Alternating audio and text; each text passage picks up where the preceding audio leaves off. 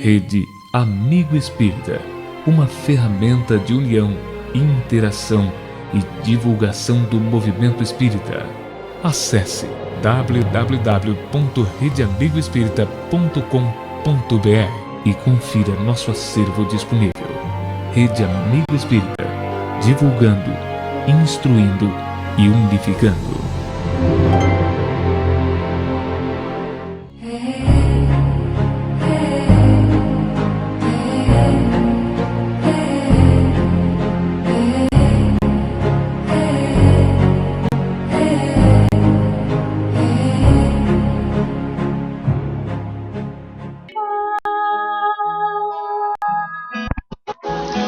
Boa noite a todos, sejam todos muito bem-vindos à nossa casa, a União Espírita Cristã, que todos possam se sentir abraçados por todos nós, tarefeiros da casa, e pela espiritualidade que acolhe com muito carinho a cada um de nós. Para darmos início a nosso estudo de hoje, eu pedi a todos os portadores de aparelho celular que estivessem tirando o som dos seus aparelhos, para que nada interrompa, esse momento tão especial em que escolhemos estar aqui.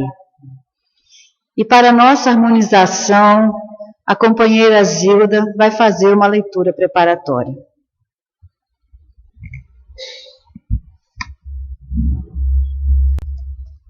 Do livro Palavras de Vida Eterna, pelo Espírito Emmanuel, de acordo, o qual recompensará a cada um segundo as suas obras. Paulo, Romanos, capítulo 2, versículo 6. A vida, exprimindo os desígnios do Criador, assumirá para contigo atitudes adequadas às atitudes que assumes para com ela. Honra aos títulos que procuras honrar. Tratamento correto à conduta correta. Dignidade ao que dignificas. Experiência na pauta de tua escolha. Instrução no nível em que te colocas. Confiança no grau de tua fé, distinção naquilo em que te distingues, respeito em tudo o que te faças respeitável, versão disso ou daquilo conforme os teus desejos, clareza ao que a limpes. Isso significa igualmente que seja qual for a posição em que te situes, tenha resposta da vida na vida que procuras. E assim, é assim que dor ou alegria, paz ou inquietação, merecimento ou desvalia, sombra ou luz em nosso caminho, será sempre salário moral de acordo com as nossas próprias obras.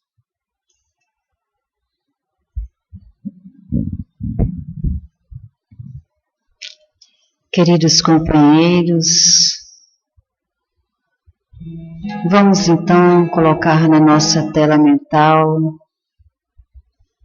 a doce figura de Jesus, meigo Rabi da Galileia, para aquietar os nossos corações. Vamos sentir a tua presença no meio de nós e vamos pedir a Jesus que possamos esta noite abrir os corações ao entendimento do estudo que vai ser apresentado aqui hoje pelos companheiros.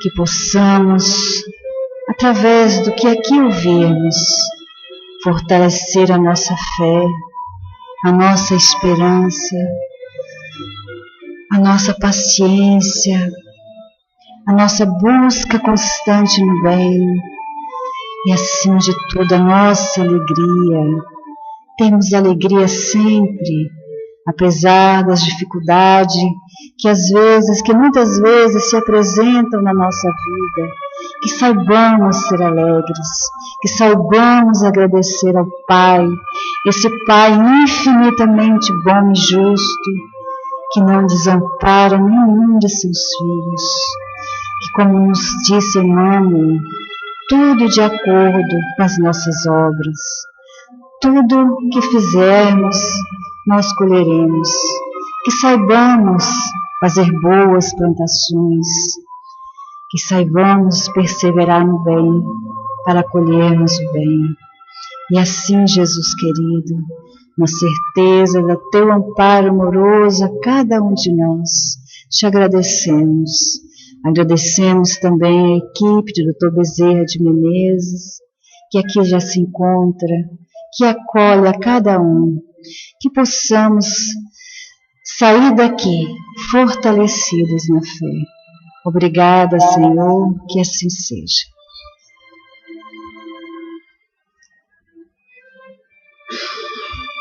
Bem, esta noite, primeiramente, vou fazer um agradecimento aqui. Nós queremos agradecer à Rede Amigo Espírita, que disponibiliza esse espaço para que possamos transmitir ao vivo essa palestra, ela está sendo transmitida ao vivo pela Rede Amiga Espírita no canal 4, tá? E depois vocês podem estar acessando essa palestra. Esta noite nós temos a presença aqui de companheiros da nossa casa, o Horácio e a Diana, e eles vão falar sobre o bem e o mal.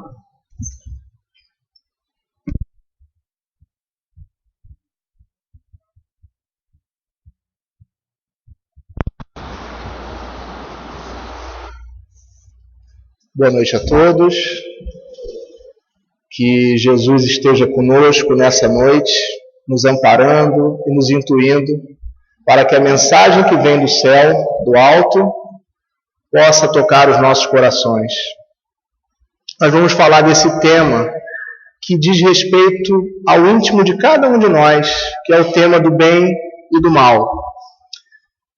E para tentar contextualizar esse tema, eu gostaria de tratá-lo à luz do capítulo 3 do Evangelho segundo o Espiritismo, cujo título é Há muitas moradas na casa de meu Pai, naquele ensinamento sublime do Cristo, narrado no Evangelho de João, quando ele disse que há muitas moradas na casa de meu Pai. E qual seria a relação entre a temática do bem e do mal e o capítulo 3 do Evangelho segundo o Espiritismo, que trata da pluralidade dos mundos habitados, das diferentes categorias de mundos habitados? A relevância é que nós vivemos um momento de grandes transformações no nosso planeta, em todos os campos de convivência e de comportamento da criatura humana. As modificações vêm ocorrendo incessantemente, tanto no plano físico, material, quanto também no plano espiritual, no plano da assistência espiritual a que estamos submetidos, pela misericórdia de Deus e pelo trabalho do nosso governador, do nosso planeta, Jesus, modelo e guia da humanidade, tipo mais perfeito que Deus nos enviou para que servisse de modelo e guia a nós todos. Então, falar do bem e do mal se encaixa muito com o tema do que a gente vem chamando na doutrina espírita, no movimento espírita, de transição planetária, que nada mais é do que esse conjunto de transformações pelas quais o nosso planeta vem passando, não só no aspecto material, mas também pelas transformações morais pelas quais a nossa sociedade vem passando também. Eu poderia falar aqui, para falar da transição planetária, poderia falar aqui dos tsunamis, poderia falar do furacão de ontem no Japão, poderia falar do Rio Grande do Sul, alcançado pelas enchentes, mas resolvi falar de um tema que está mais latente nos nossos corações, que é a Copa do Mundo. Fiquem tranquilos, não vou falar do 7-1, porque ainda não consegui entender, assim como o técnico da seleção não conseguiu entender aquele resultado.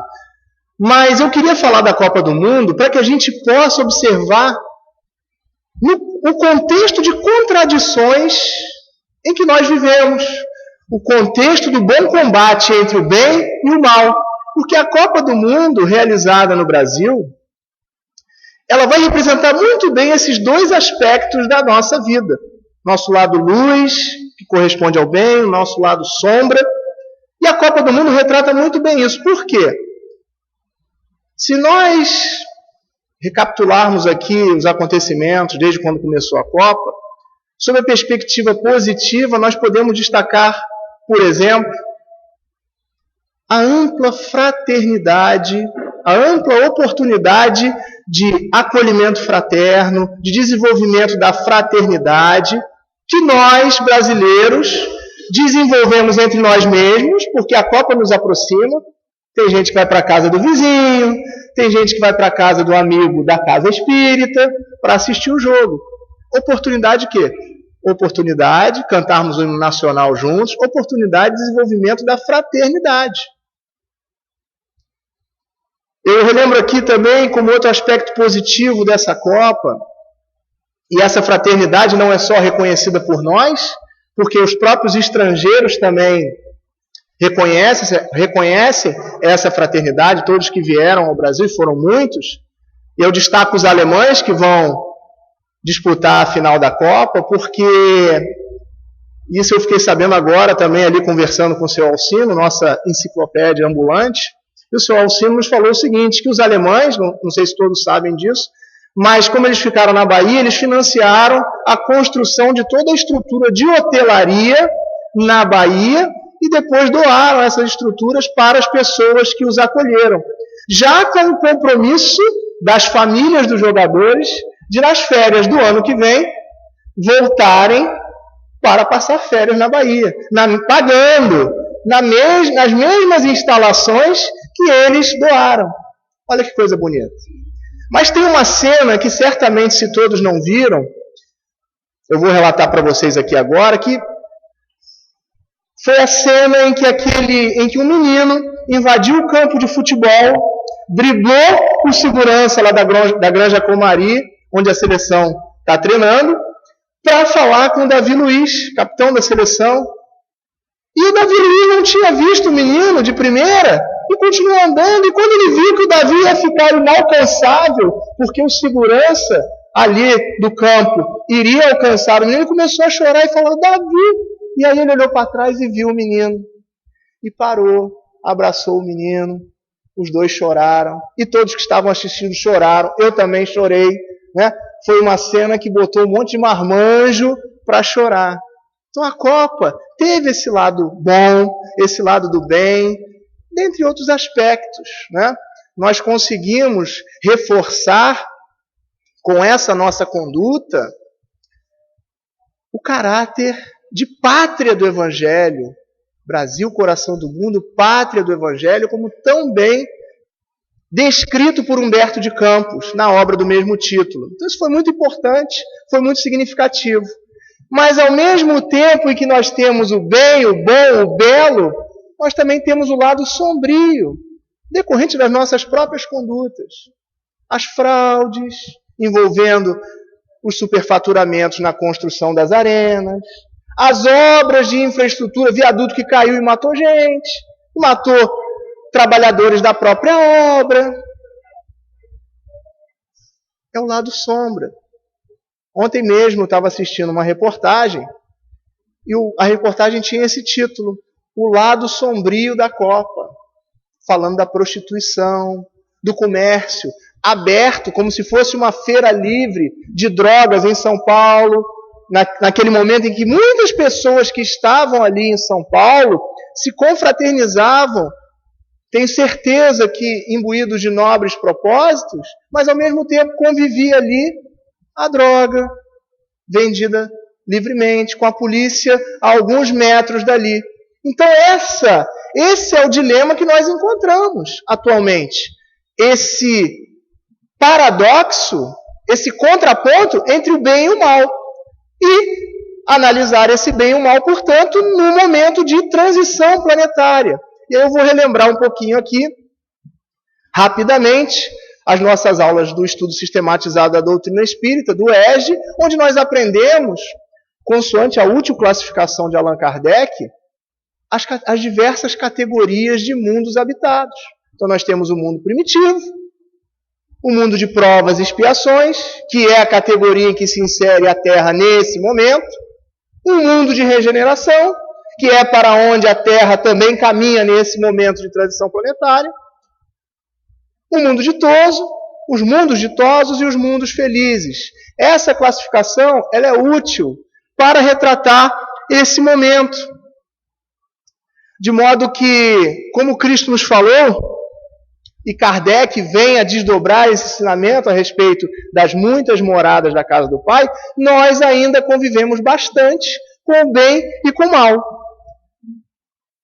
E o nosso planeta Terra, ele é reflexo do nosso comportamento moral, do nosso comportamento espiritual. Então, se nós queremos um planeta Terra, uma vida melhor, uma vida mais elevada, com mais qualidade, nós também devemos buscar esse aperfeiçoamento moral. E aí também ainda, lembrando a frase célebre de Allan Kardec, que reconhece o verdadeiro espírita pelo esforço constante e diário que faz para domar suas más inclinações. E a grande proposta do Cristo, a grande proposta da doutrina para o nosso momento de transição é a seguinte: será que nós estamos fazendo todo o bem que nos é possível? Será que estamos deixando de fazer o mal que nos é possível? Por quê? Isso está no Evangelho de João. Aquele que pode fazer o bem e não faz, peca, incide em erro, assume compromissos gravosos. Então, será que estamos fazendo todo o bem que nos é possível? E aí tem gente que vai falar assim: não, eu não posso fazer o bem, e eu não estou falando bem pela humanidade ainda, não. Claro que a nossa pretensão é a pretensão de ter um amor tal como vivenciava Francisco de Assis, Chico Xavier, Madre Teresa de Calcutá, o amor ágape, o amor pela humanidade. Nós estamos a caminho, vamos chegar lá. Mas não é desse amor que eu estou falando, não. É o amor dentro de casa. É o amor que se expressa na paciência com o cônjuge. É o amor que se expressa na paciência com o filho, com a esposa, com aquele parente difícil, com aquele vizinho. Será que nós estamos fazendo todo o bem que podemos nesse cadinho que é a nossa vida, dentro do todo, dentro do planeta? E aí? Essa é a proposta. E aí muita gente vai falar o seguinte: olha, eu não ajudo mais, eu não faço o bem de maneira mais expressiva, mais significativa, porque, na verdade, a minha vida já é muito pesada. Eu carrego uma cruz muito pesada. E muitos de nós falam isso, né? Eu mesmo, às vezes, falo isso também, né? E aí me lembra uma história de Humberto de Campos, um conto de Humberto de Campos, que ele diz o seguinte: havia um irmão que, ainda quando encarnado, reclamava muito. Falava que a vida era difícil, que tudo que dava errado na vida dele era culpa da esposa, era culpa do pai, da mãe, era culpa do patrão no trabalho, e quando não era culpa de ninguém, era culpa de Deus. Mas sempre algum culpado que não ele. Que a vida dele era muito pesada, era uma cruz muito pesada, e aí um dia ele desencarnou. Como todos nós vamos desencarnar um dia. E chegando no plano espiritual, o guia espiritual dele estava lá à espera dele nas portas do céu, lá no plano espiritual. E aí ele falou assim: bom, cheguei. E agora vamos começar nosso planejamento para a sua próxima reencarnação. Ah, mas eu queria... Ele falou assim: olha, meu espírito protetor, eu gostaria de ter uma cruz mais leve.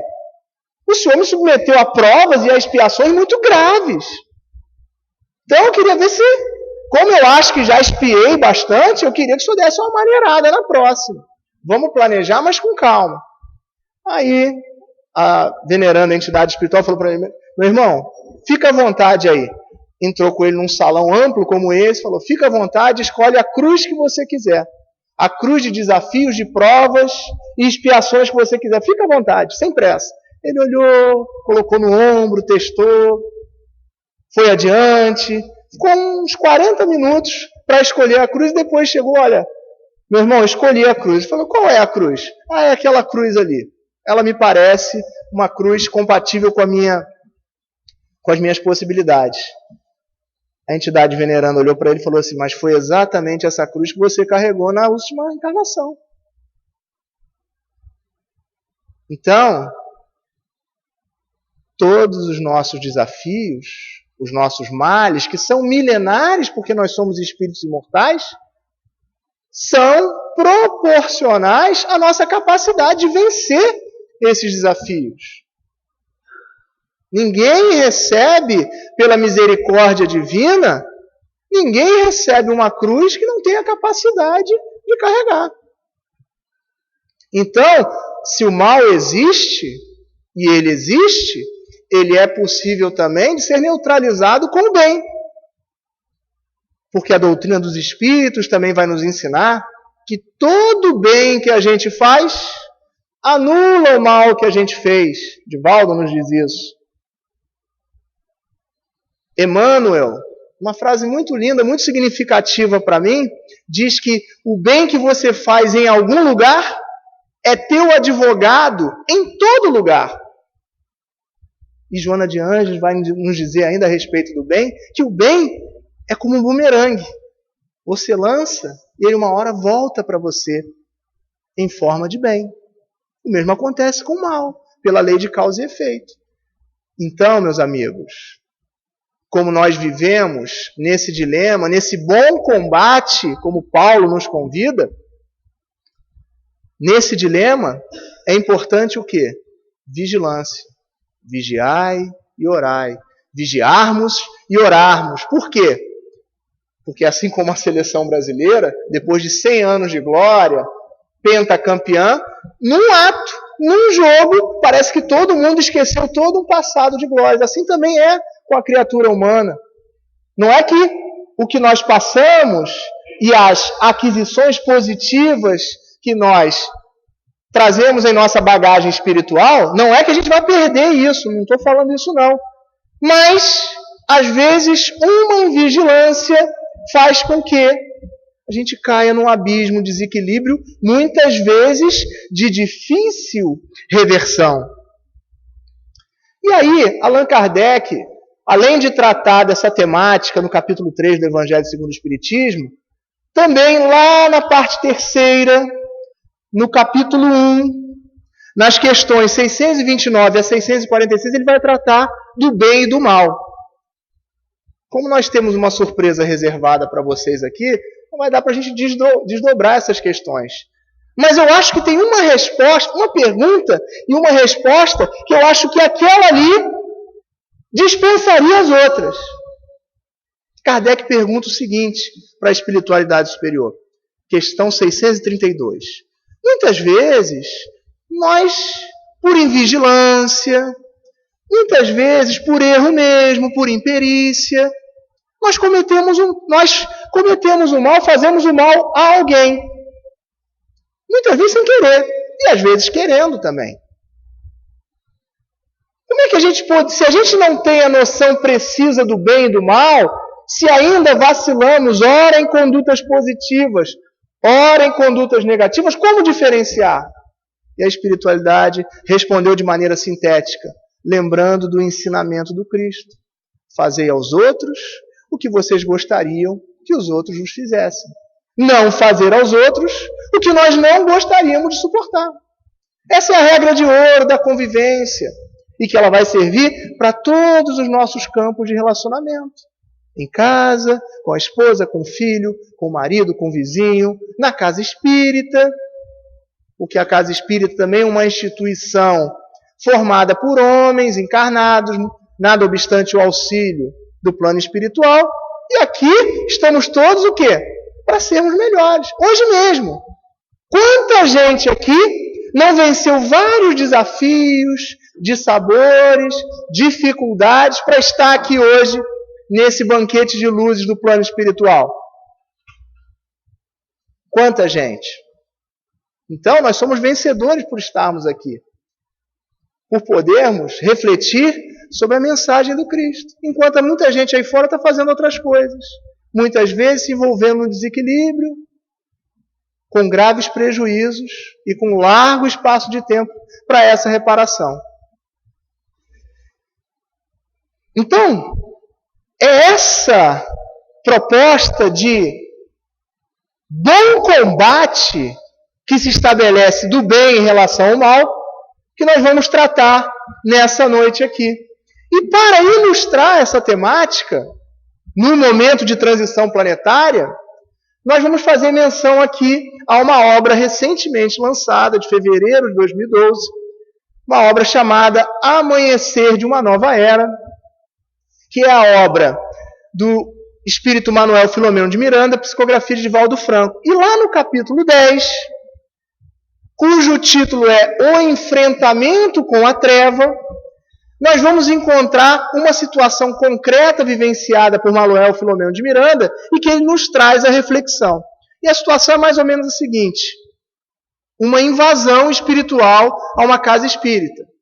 Antes disso, é importante contextualizar para dizer o seguinte: esse livro, Amanhecer de uma Nova Era, ele vai tratar dos bastidores de trabalho do plano espiritual em auxílio de nós, trabalhadores encarnados, que estamos aqui nos esforçando no bem para essa transição planetária. Então, todos os bastidores do plano espiritual, nessa missão, no apoio dessa missão, que é uma missão orquestrada por Jesus, governador da Terra, o seu primeiro emissário é Francisco de Assis.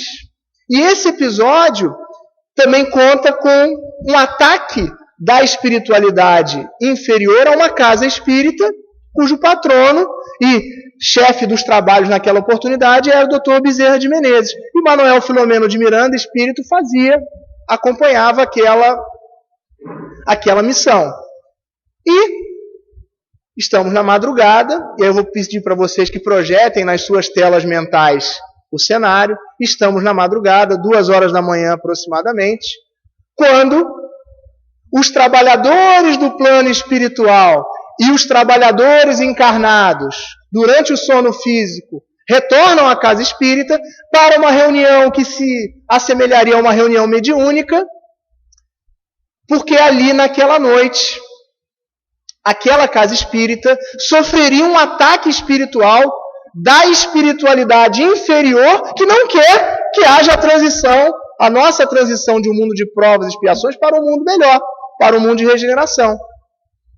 E essa legião de espíritos que pretende o ataque a essa casa espírita é uma legião de espíritos infelizes, nossos irmãos, comandados por um rabino chamado Eliakim Ben Sadoc, rabino esse que foi queimado na fogueira da Santa Inquisição no século XV. E aí, desde então, esse rabino, que é de uma inteligência incomum, vem se dedicando a destruir o cristianismo. E não só o cristianismo, mas destruir a própria atitude crística, que é a atitude do homem de bem, que é o que estamos tentando fazer aqui. Nos esforçarmos para alcançar essa plenitude no estado do homem de bem. Estamos a caminho, nos esforçando constantemente, como lembra Allan Kardec. E aí, aquele exército de espíritos inferiores se coloca à frente da casa espírita e chama os dirigentes, Dr. Bezerra de Menezes e sua equipe, para o combate. Nesse momento, como a casa já contava com uma proteção energética, Dr. Bezerra ordena que se abram os portões para que as entidades possam adentrar a casa espírita. É aí então que o rabino E a pleiade de espíritos que compõem o seu exército, boa parte deles, entram na casa espírita. Quando o Dr. Bezerra manda que se feche os portões já com essa espiritualidade dentro da casa espírita.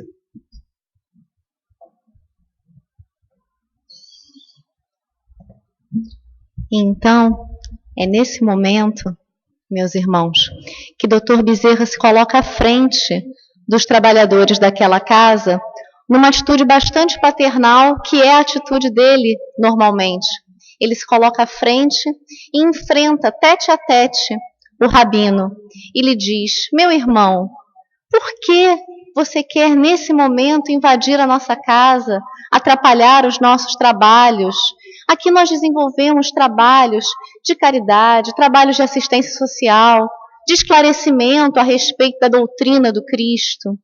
E o rabino, ele aqui em Ben Sadoc, extremamente alterado, responde a Bezerra de Menezes que ele deseja destruir o cristianismo, pois foi o cristianismo que destruiu a religião dos seus ancestrais. Foi por conta do cristianismo que ele fora queimado nas fogueiras da Santa Inquisição. Portanto, ele não tinha nenhum interesse em que os apóstolos da nova era, os chamados espíritas, trabalhadores da última hora, que os seus trabalhos prosperassem. E Dr. Bezerra de Menezes começa um embate energético com o rabino, enquanto o rabino lança a ele dardos pestilentos de energias de ódio, de raiva, de rancor, todos esses sentimentos negativos que ele vem alimentando há tantos e tantos séculos. Dr. Bezerra emana ensinamentos de paz, de harmonia, de tranquilidade. Porque o bom combate, meus amigos, não se combate com armas, se combate com o bem. E Dr. Bezerra se coloca nesse bom combate, não condenando em nenhum momento o rabino, mas sim transmitindo a ele todo aquele amor que está dentro dele como figura paternal e humílima que ele é. E, num determinado momento, o Dr. Bezerra de Menezes já se sente sem forças de continuar prosseguindo naquele combate. E ele clama aos céus por ajuda, por auxílio. E é nesse momento que acontece algo inesperado no centro do salão daquela casa espírita. Um jato de luz desce diretamente do alto e dentro dele, meus amigos, Francisco de Assis. O pobrezinho de Assis aparece e fica frente a frente com o rabino e com o Dr. Bezerra e se coloca de costas para o rabino e fala com os trabalhadores da casa: meus irmãos, eu preciso da ajuda de todos vocês agora. Eu preciso que agora vocês mentalizem cenas do Evangelho, para que o nosso pensamento não se disperse e para que a gente não tenha receio do ataque do rabino, para que possamos combatê-lo num bom combate. E eis que os trabalhadores encarnados e desencarnados que se encontravam na casa, os encarnados naturalmente desdobrados a partir do sono fisiológico, eis que eles começam a imaginar as cenas do Evangelho, imaginam Jesus atendendo a mulher adúltera, imaginam quando Jesus curou os cegos, curou os leprosos, Jesus diante daquela multidão, quando da prolação do Sermão da Montanha. Eles todos imaginam todas essas cenas evangélicas e Francisco de Assis começa novamente uma conversa com o rabino, lhe dizendo: meu irmão, não combata a nossa casa, e usa os mesmos argumentos que o Dr. Bezerra de Menezes havia usado anteriormente. Mas num determinado momento, Francisco de Assis utiliza um argumento imbatível. Ele fala o seguinte para o rabino: eu sei que na sua infância você teve os ensinamentos adequados, os ensinamentos de amor corretos. E Francisco de Assis repara que quando ele usa a palavra infância, o rabino se desarma. Ele sente que o rabino naquele momento fica relutante. É porque o rabino não sabia que Francisco de Assis estava ali a pedido nada mais, nada menos do que da mãezinha do rabino. A mãezinha do rabino chamava-se Sara e era um espírito também desencarnado, mas muito elevado, e que pediu diretamente a Francisco de Assis que intervisse pelo filho dela, porque ela sabia que ele estava ali recalcitrando no mal, fazendo mal a diversos outros espíritos que o acompanhavam nessa empreitada de combate ao cristianismo, e ela pede diretamente a Francisco de Assis que assista o filho dela naquela oportunidade. E eis que, naquele momento, ela aparece ao lado de Francisco de Assis. E quando ela se coloca ao lado de Francisco de Assis, o rabino fica totalmente desarmado. Porque tem coisas, meus amigos, que nem Dr. Bezerra e nem Francisco de Assis.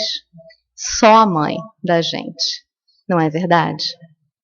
Então, Sara abre os braços e fala para o filho: meu filho, não combata o cristianismo. E ele mentalmente indaga a ela: mas como, mamãe, você do lado deles? E ela capta as ondas mentais dele e diz: meu filho, o Cristo veio trazer uma mensagem de amor. Nós estávamos equivocados, ele é sim o Messias, ele é o modelo e guia segundo a revelação, o modelo mais perfeito que nos foi dado. E ela se dispõe, naquele momento, a recebê-lo como filho dela, novamente numa nova encarnação. Ele se rende à mãe e, com a rendição dele, todos os outros espíritos, alguns em formas de cães, alguns em formas de lobos, espíritos já deformados, com o perispírito deformado pela maldade, que vinham praticando reiteradamente, todos eles são recolhidos amorosamente pelos trabalhadores da casa, levados para hospitais de tratamento, e aqueles encarnados que lá ficaram no apoio vibracional são direcionados aos seus lares para retornarem aos seus corpos que repousam em suas casas. E quando se olha no relógio, naquela casa espírita, naquela oportunidade, o relógio marca 3 horas da manhã. Que embate, né, meus amigos, entre o bem e o mal. Essa contradição de que o Horácio falava, porque vocês reparem que o pensamento da gente é o laboratório da realidade.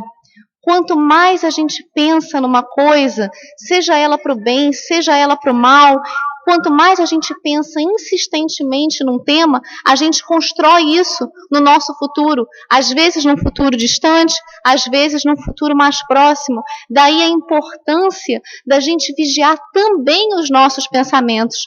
Reparem que na história, Dr. Francisco de Assis pede aos trabalhadores da casa que vigiem os pensamentos. Então, quando vocês estiverem com dificuldade de pensar em coisas boas, pensem nas cenas evangélicas.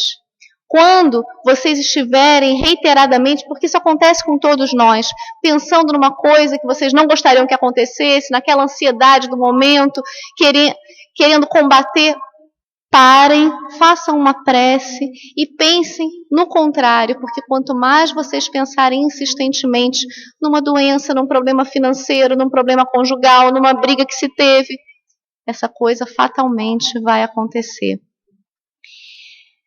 Mas é importante a gente notar, nesse combate do mal com o bem, que, como nos diz Joana de Ângeles no livro Vida Feliz, há pessoas que esperam grandes ocasiões para praticar o bem. Só que não são necessárias grandes ocasiões para a prática do bem. A gente pode praticar o bem, a gente deve praticar o bem nas pequeninas coisas da nossa vida, porque a nossa vida é constituída de pequeninos atos. Quem tem paciência aqui com os vizinhos difíceis? Aqueles que insistem em colocar o som às 11 horas da noite, quando o horário do silêncio já começou. Não briga com ele não, interfona para ele, conversa amistosamente. Quem aqui já não ficou tentado quando recebeu um troco a maior no supermercado, por exemplo? Quem nunca ficou tentado a ficar com esse troco para si? Não fica, não é seu, isso é furto. Quando você vai para o seu trabalho, meu amigo, e não trabalha direito, quando você vai para o seu trabalho e fica, como dizem os outros, morcegando, você está furtando o seu patrão. Você não está produzindo, ele te paga para você produzir. Faça o melhor que você puder. E call center? Estou fazendo uma enquete. Quem aqui gosta de call center? Quem aqui não gosta de call center? Pois é, eu odeio call center, mas eu estou me disciplinando. Eles têm o dom de atender a gente mal, né? Parece que eles fazem cursos para não entender ou fingir que não entendem exatamente aquilo que a gente está pedindo, não é verdade? Mas tenham paciência com a menina do call center, sabe por quê? Ela demorou 2 horas para chegar no trabalho, vai demorar outras 2 para voltar, deixou o filho dela, certamente aos cuidados de uma pessoa em quem ela não confia. Tem paciência com ela, é nossa irmã, está passando por dificuldade também. Quem nunca pegou uma caneta do seu trabalho? Não se deve fazer isso. Deixa a caneta lá, não é sua. E parente difícil? Alguém aqui tem? Nossa, só? Ah, não é possível, vocês estão de brincadeira. Ah, então, ó, ele só não está levantando a mão porque o irmão está do lado dele. Olha lá. Olha só, tem um monte de gente, olha só, não pode mentir também não, tá? Mentir é do mal, não pode, tá? Então, parente difícil, eles são as ferramentas que são colocadas no nosso caminho para a gente desenvolver tolerância, paciência. E Joana de Ângeles nos ensina também no livro Vida Feliz, eu estou fazendo propaganda do livro, tá? Quem não tiver, adquira. É um grande livro, maravilhoso, pequenininho, para colocar na bolsa, na pasta dos homens, ter sempre com vocês, tá? Ler uma mensagem por dia. Mas Joana de Ângeles, no livro Vida Feliz, nos ensina, mais especificamente na lição 154, que quando a gente se propõe a fazer coisas boas, quando a gente toma resoluções superiores, um monte de pessoas nos dizem que nós estamos errados. Quantas pessoas já não disseram para você, quando você foi tolerante ou paciente com alguém, que você é um bobão, você não devia fazer isso. Quando você tem, por exemplo, um colega de trabalho difícil e você resiste a ele, você não dá uma resposta, você tenta até ensinar o serviço. Quem é que já não disse que você é bobo, que você é besta, que você não devia fazer isso? Isso é natural, mas não desistamos de praticar o bem, porque a Joana de Ângeles, esse espírito maravilhoso, nos ensina que o bem nos faz grande bem. Então, nós temos que prosseguir no caminho do bem. No livro Jesus no Lar, Neio Lúcio nos ensina exatamente que as ferramentas da nossa perfeição são esses obstáculos, essas dificuldades que são colocadas no nosso caminho. Seja o call center, seja a pessoa no trânsito, o colega difícil, o parente difícil, elas são as ferramentas da nossa perfeição. E se a gente reage de maneira negativa nessas situações, a gente quebra a ferramenta que é colocada para nos burilar. Imagina se o marceneiro, ao invés de usar o formão adequadamente, ele quebrasse o formão, ele quebrasse o martelo. Essas são as nossas ferramentas, são brutas? São, porque nós também temos muitas vezes sentimentos embrutecidos. Então elas são necessárias para que a gente burile o nosso eu. E é tão interessante, né? Porque quando a gente se coloca nessas resoluções superiores, todas as coisas se fazem tão difíceis, né? As mínimas coisas que antes eram tão simples, elas viram a maior dificuldade. Acontece comigo também, acontece com todo mundo. Por quê? Porque essa espiritualidade das trevas, essa espiritualidade das sombras, ela não quer que a gente progrida. Ela não quer que o nosso mundo caminhe para um mundo regenerador. Então, ela nos impulsiona a praticarmos atos inadequados, a praticar atos que não serão compatíveis com o nosso crescimento. E o Evangelho segundo o Espiritismo, no capítulo 9, item 9, que trata da cólera, o capítulo é Bem-aventurados os mansos e pacíficos. E o item 9 trata da cólera, e ela nos diz, em apertada síntese, que nós ficamos ridículos. Palavra do Evangelho, segundo o Espiritismo, quando nós estamos encolerizados. Se a gente pudesse se filmar e se assistir depois, quando a gente está encolerizado, a gente se sentiria ridículo. Palavras do Evangelho. Então, vamos evitar nós mesmos nos assistirmos como pessoas ridículas. Mateus, no Evangelho, no capítulo 10, versículo 16, narra uma frase de Jesus que diz que eis que vos lanço como cordeiros ao encontro de lobos.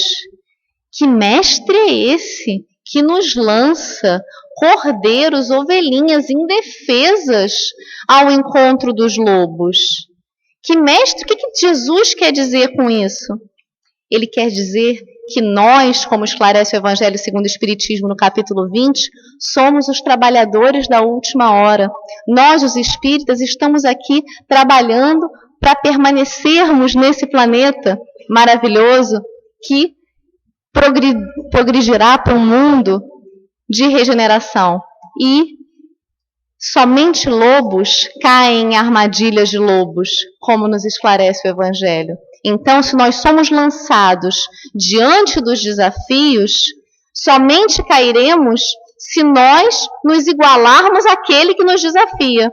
Isso é, vou dar um exemplo mais fácil. Suponhamos que você tem uma discussão no trânsito. Você só gerará aquela discussão se você reagir àquilo que a pessoa lhe disser. Só lobo cai em armadilha de lobo. Então, se nós nos mantivermos como ovelhas, mansos e pacíficos, humildes, puros de coração, como nos ensinou o Mestre no Sermão da Montanha, nós não cairemos nas armadilhas de lobos e nós estaremos praticando o bem. E existem tantas coisas maravilhosas que acontecem nesse mundo, porque, como falou Horácio, a gente não aguenta mais ver nos noticiários tanta violência, tanta coisa ruim, às vezes não dá nem vontade de ligar a televisão. Mas também há coisas muito maravilhosas acontecendo. O problema é que a mídia enlouquecida, porque é isso que vem do jornal, fica massificando as coisas ruins. E eu ouvia hoje, antes de vir para cá, na CBN, um quadro chamado A Boa Notícia. E é um quadro de 1 minuto durante as 24 horas do dia, porque a CBN transmite 24 horas por dia. Então só tem 1 minuto de boa notícia. Hoje, por um acaso, era uma descoberta em relação ao mal de Alzheimer. Mas será que só acontece 1 minuto de coisas boas e as outras 23 horas e 59 minutos são de coisas ruins? Uma dica para todos nós. O mal, como nos ensina Joana de Ângeles, não merece comentários. Então, quando nós recebermos pelo Facebook, pelos e-mails, pelos WhatsApps da vida, notícias ruins, dizendo assim, divulgue para todos os seus contatos. Vamos fazer isso não. O mal não merece comentários. Tá certo? A gente está sabendo, internalizamos, aprendemos e acabou por ali. O mal não merece comentários. Vamos comentar coisas boas. Vamos nos lembrar, por exemplo, de boas pessoas, de bons exemplos.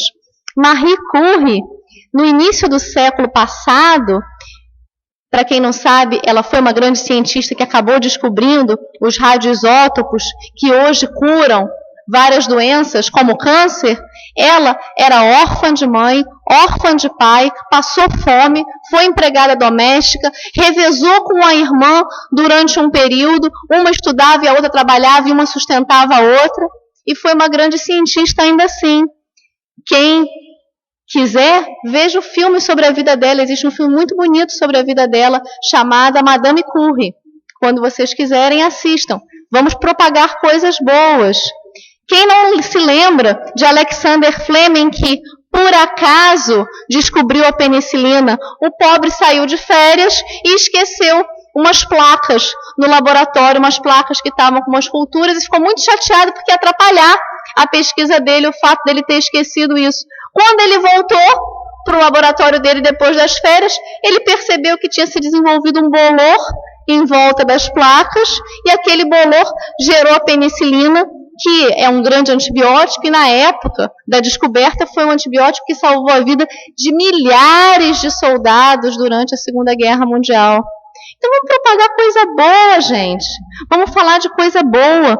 Porque a questão 932 do Livro dos Espíritos nos pergunta por que parece que de vez em quando só o mal está acontecendo. Por que a gente tem essa impressão de que quando a gente liga o jornal só tem coisa ruim? Por que é só 1 minuto de a boa notícia? E sabe o que os espíritos respondem para Kardec? A culpa é dos bons. Porque os maus, dizem os espíritos, são intrigantes. Os maus são audaciosos. Mas os bons são tímidos.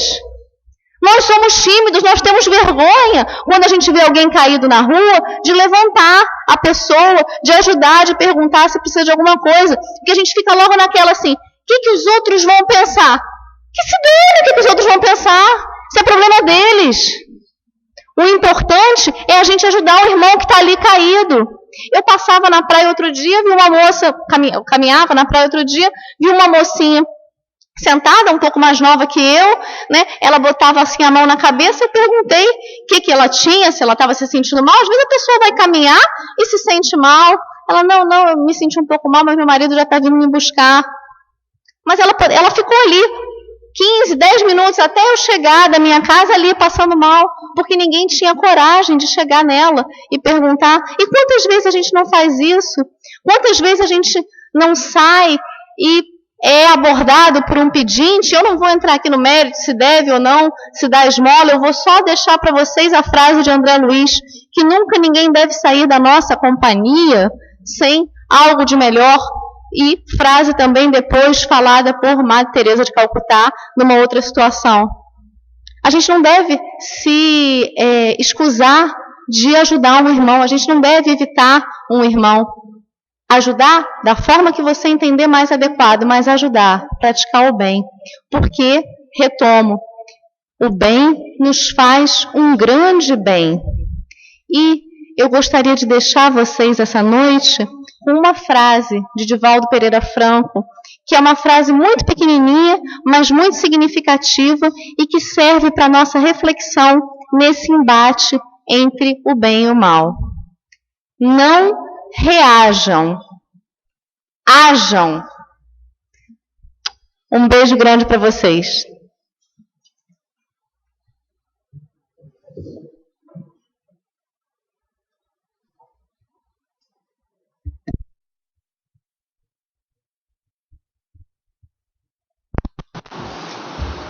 Nós agradecemos aos companheiros Horácio e Diana, que possamos refletir, em tudo que eles trouxeram para nós esta noite. Agora a companheira Zilda nos fará a nossa prece de agradecimento.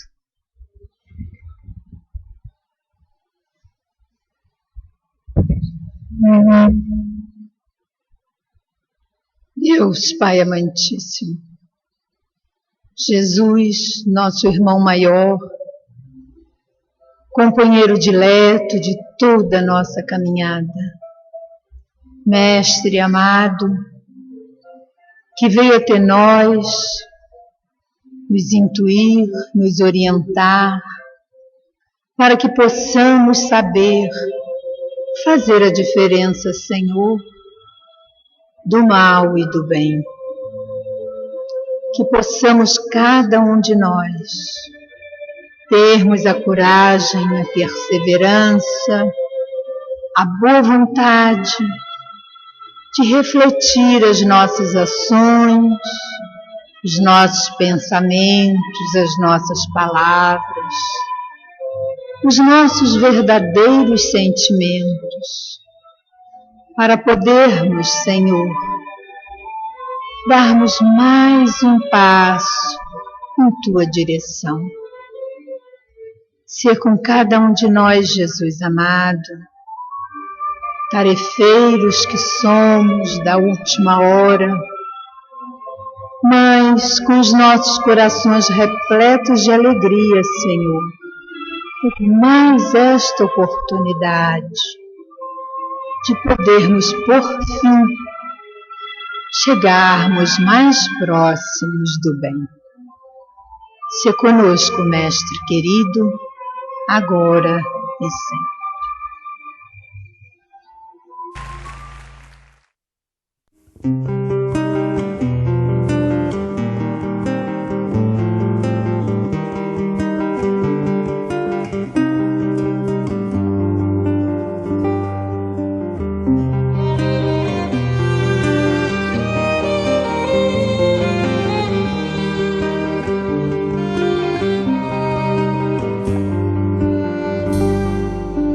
Desde que o vi, me sinto arder em chamas, me chamas, sou teu pescador. Vi tuas puras branduras na voz e um sol de ternura rompendo Tabor. Deixei meu pai, meu mar, meu cais, e busquei meu lugar junto a ti. O amor demais me fez capaz de curar em teu nome, Rabi. Filho do trovão, deita tua cabeça sobre mim. Mãe Maria, eis teu filho ao lado da cruz. Sou apenas João, o trovão apacentado. Testemunharei por ti, seja onde for. Não te queimarás no óleo que ferver por mim, pois tu viverás pra contar o presente e o futuro aos homens. Chamas e chamas